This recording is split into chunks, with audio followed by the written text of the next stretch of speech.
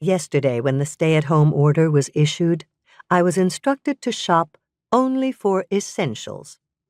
Today, champagne is essential because today is the release date of my book, a book I spent 2.5 years of my life compiling and promoting to booksellers, 22 of whom signed me up to do events in their stores, events that were all canceled in the past week.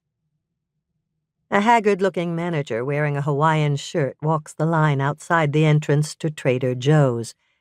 Recognizing me, a regular, he stops to ask what I'm here for so he can check on availability for me.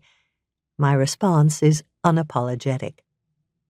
"Do you have good champagne?" I asked, "because it's essential that I drink good champagne tonight."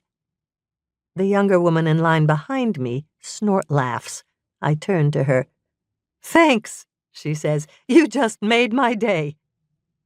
"Champagne is essential," I explain. "How else am I supposed to celebrate the release date of my first book during a pandemic?" She asks me the name of my book, and I tell her. Fury, Women's Lived Experiences During the Trump Era. She nods and returns to her phone. I shift my focus to the string quartet of 4 red-haired children busking next to the shopping carts. I appreciate their tender rendition of Sheep May Safely Graze, and am reminded of my first wedding, when my bridesmaids walked down the aisle in front of me to this Bach standard. I also wonder why the dad, who watches over the spare change in the cello case, is allowing his sheep to expose themselves to germs. Could it be that this is how the family is getting through these hard times?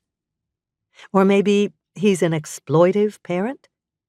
Or perhaps there's nothing for me or the dad to worry about because, as our president insists, this whole thing is just one giant hoax.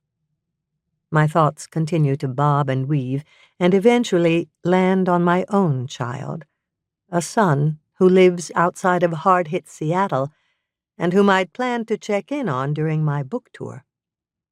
I worry about him because he is cognitively impaired, resulting in his sometimes not registering illness.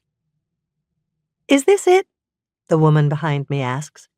I turn around and she's holding up her phone with a picture of my book on the screen. I tell her yes.